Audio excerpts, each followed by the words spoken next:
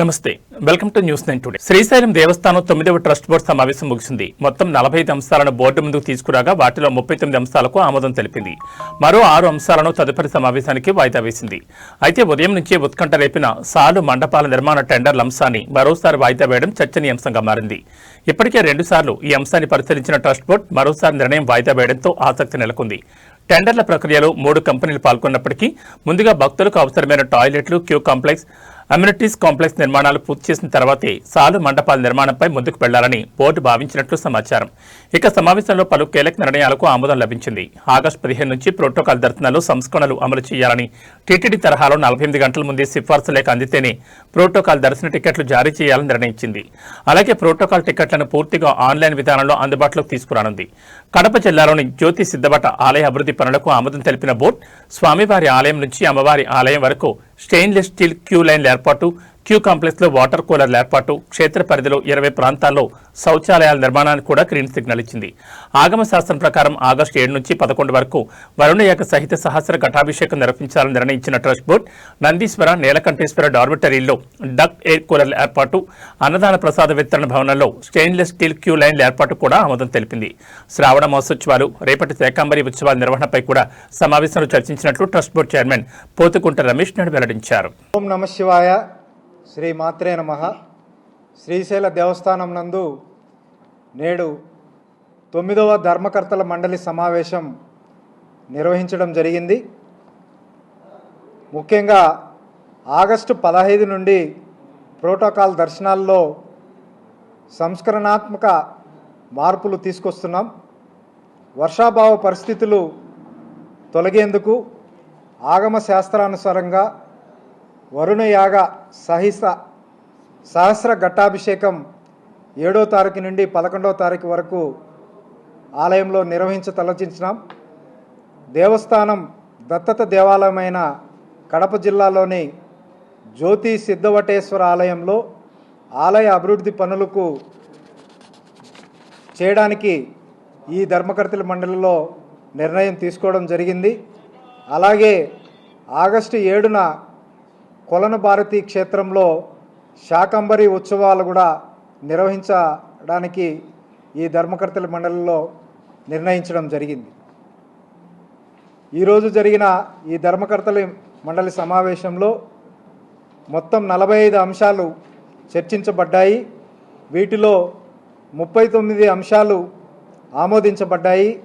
మిగతా 6 అంశాలను వాయిదా వేయడం జరిగింది.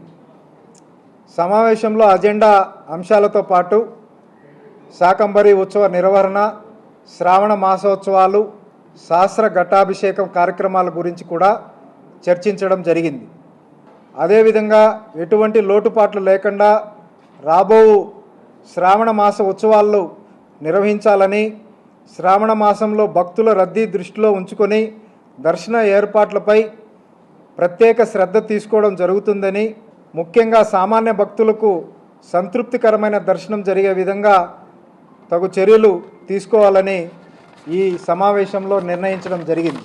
ఆగస్టు 15 నుంచి ప్రోటోకాల్ దర్శనాల్లో సంస్కరణాత్మక మార్పులు, టీటీడీ తరహాలో నిర్దిష్టమైన విధానం అమలు, సిఫారసు లేఖలు కనీసం 48 గంటలు ముందస్తుగా పంపాలని, పంపించిన వాటికి ప్రోటోకాల్ ప్రకారంగా ఆన్లైన్ సిస్టంలో వారికి ఒక మెసేజ్ వెళ్తుంది.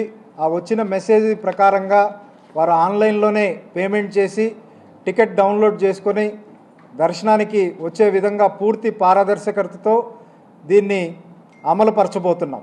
గత వారం రోజుల నుంచి శ్రీశైల దేవస్థానానికి సంబంధించిన సాల మండపాల వార్త రకరకాలుగా చక్కర్లు కొడుతున్నది. కాబట్టి ఈ ధర్మకర్తల మండలి సమావేశంలో సాల మండపాల గురించి కూలంకుషంగా చర్చించి బోర్డు అంతా ఏకగ్రీవంగా వాయిదా వేస్తూ, ముఖ్యంగా క్యూ లైన్లు, క్యూ కాంప్లెక్సు, టాయిలెట్సు, తర్వాత ఎమ్యూనిటీ కాంప్లెక్సు అధిక ప్రాధాన్యత ఇస్తూ, వాటితో పాటు తర్వాత క్రమంలో సాల మండపాలు నిర్మించాలని ప్రస్తుతానికి ఈ సమావేశంలో ఆ తీర్మానాన్ని వాయిదా వేయడం జరిగింది. ఓం నమ శివాయ, శ్రీమాత్రే. తిరుమల శ్రీవారి సన్నిధిలో యంగ్ హీరో ఘట్టంనేని జయకృష్ణ ప్రత్యేక పూజలు నిర్వహించి స్వామివారి ఆశీస్సులు పొందారు. ఈ రోజు ఉదయం నైవేద్య విరామ సమయంలో శ్రీవారిని దర్శించుకున్న జయకృష్ణ తన కొత్త చిత్రం శ్రీనివాస మంగాపురం విజయవంతం కావాలని ప్రార్థించారు. సినిమా విజయంతో పాటు ప్రేక్షకుల ఆదరణ లభించాలని ఆకాంక్షిస్తూ నిన్ననే తిరుమలకు చేరుకున్న ఆయన ఈ ఉదయం మొక్కులు తీర్చుకున్నారు. దర్శనం అనంతరం ఆలయ అధికారులు జయకృష్ణకు వేదాశీర్వచనం అందించి తీర్థప్రసాదాలు పట్టువస్త్రాలు అందజేసి సత్కరించారు.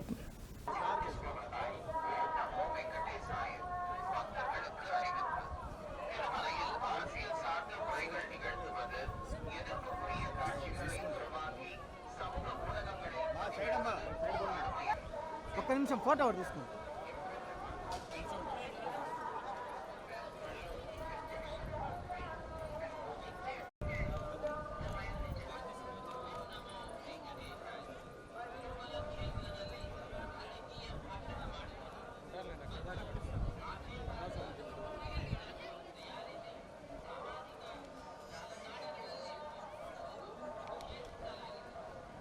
Próximo, Mentimar.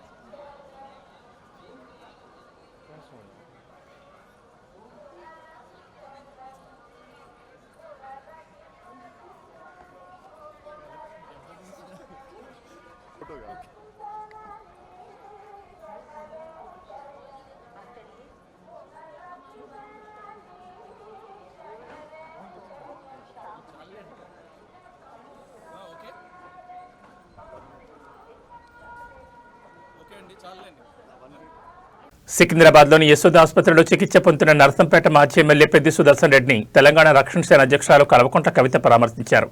ఆయన ఆరోగ్య పరిస్థితిపై వైద్యులను అడిగి తెలుసుకున్న కవిత అందుతున్న వైద్య సేవల వివరాలను తెలుసుకున్నారు.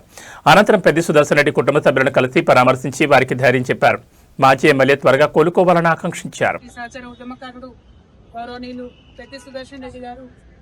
తీవ్ర అనారోగ్యానికి గురైనారని తెలుస్తుంది. మేమందరం కూడా చాలా మరి వారి కుటుంబానికి నేను ధైర్యంగా ఉండాలని చెప్పి భగవంతుడు ధైర్యం ప్రసాదించాలని చెప్పి మనస్ఫూర్తిగా కోరుకుంటున్నాం. డాక్టర్స్ అందరితో మాట్లాడడం జరిగింది. పరిస్థితి క్రిటికల్ గా ఉన్నప్పటికీ ఇంకా ఒక 4-5 గంటల్లో ఇంకా కొన్ని టెస్టులు చేసేది ఉంది. ఆ తర్వాత మరి ఏ విషయం చెప్తామని చెప్తున్నారు. భగవంతుడి దయ వల్ల తను రికవర్ అయితే బాగుండేదని మేమందరం కూడా కోరుకుంటాం. ఉద్యమకారులు ఉద్యమంలో ఉండి ప్రజల మంచి కోరి పనిచేసినటువంటి వ్యక్తులు ఆరోగ్యంగా ఉండాలని మా అందరి యొక్క కోరిక. Thank you. జై తెలంగాణ.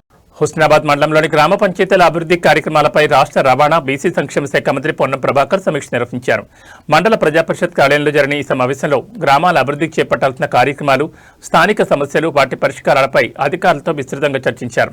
అలాగే ఎల్నినో ప్రభావంతో ఏర్పడే వర్షాభావ పరిస్థితులను ఎదుర్కొనేందుకు ముందస్తు చర్యలు చేపట్టాలని అధికారులకు మంత్రి దిశానిర్దేశం చేశారు. ఈ సమావేశంలో market committee chairman Tirupati Reddy, PSCS chairman Shivayya, ఆత్మ కమిటీ చైర్మన్ ఐలియా, వివిధ గ్రామాల సర్పంచులు, ప్రజాప్రతినిధులు, వివిధ శాఖల అధికారులు పాల్గొన్నారు. ఇవి బులెటిన్ విశేషాలు. చూస్తూనే ఉండండి న్యూస్ 9 టుడే.